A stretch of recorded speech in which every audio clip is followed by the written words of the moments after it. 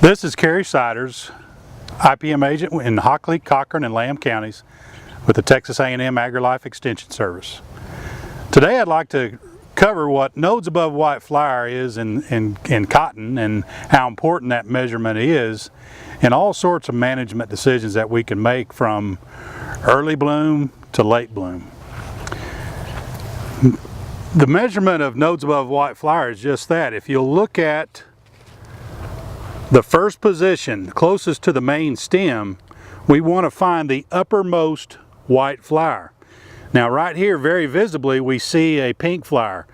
Any white flower that has any signs of pink, purple to it means that it's already fertilized and we should consider that a boll. So we'll move right above that to the next node, and this will be our uppermost white flower. Even though it's not fully developed, that's the point at which we want to take this measurement of nodes above white flower.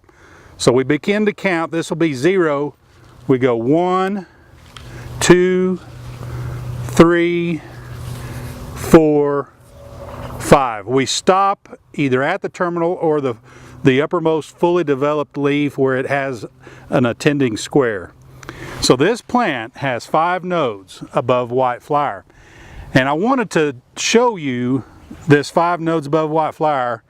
Even though we're sitting here on August the 11th, this mile mark in a plant's life is extremely important.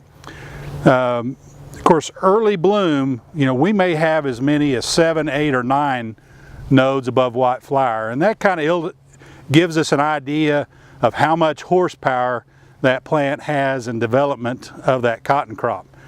But as we get to that 5 nodes of above white flower, that's what we call physiological cutout. And that also starts the clock ticking on many things such as insecticide termination and also irrigation termination. At 5 nodes above white flower, which normally occurs sometime the last week of July, which is a little early, through about the 5th through the 10th of August. In fact, the 10th of August would be a little late because as we draw a line from Levelland to Lubbock north, we typically say August 15th is our last effective bloom date. As we go south, we can push that to August the 20th. So if we back up, we're accumulating about 20 heat units per day. And so we go from node to node. If we have a white flower here, we go 1 node above it, it'll be a white flower approximately 3 days later or 60 heat units later. And if we want to be blooming out the top on August the 15th, that last effective bloom date, we want to back up about 15 days, and that's where we want to be in terms of 5 nodes above white flower. And so here this plant is 5 nodes above white flower on August 11th. Ideally it would have been closer to August the 1st. Now back to this termination of insecticides, which is also an important thing for a lot of us that check for insects and consultants and others. If we hit 5 nodes above white flower on August the 1st, we want to accumulate approximately 350 heat units, about 20 some odd days, depending on how many heat units you're accumulating. But if we're on, around 20 per day, typically around August the 20th through the 25th, we should be safe from most insects. Now we got to be careful with some of our conventional varieties that we may get some bollworm activity, other worm activity, so we got to continue to scout those. But typically most of our cotton will be safe at that point. And then in terms of termination of irrigation, we're looking about 600 heat units.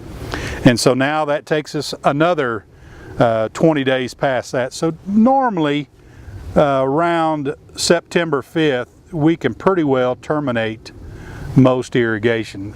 All this is so dependent on these measurements. In fact, when a producer calls me on the phone with questions on management of a crop, the first question I normally ask him is how many nodes above white flower that you have. So being able to measure this nodes above white flower, first position again, is really important.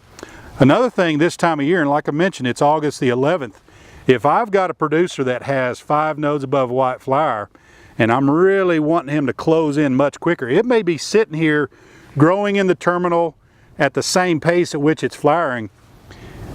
I may want him to put on a plant growth regulator and to try to slow down that terminal growth. It's just like, for those of you that are familiar with a tractor pull, this main stem is kind of the tractor and the track, and that terminal growth represents the horsepower in that tractor. And the tractor has to pull this sled, and as the tractor and the sled go further down the track, there's a weight that slides up and pulls that tractor, slows it down. And that's what these bowls do. That's the weight on the sled, and as we go further down the track, it slows this terminal growth. If we've got too much horsepower and it continues to grow late in the season, all we're doing is developing a bunch of junk that will not have time to mature out.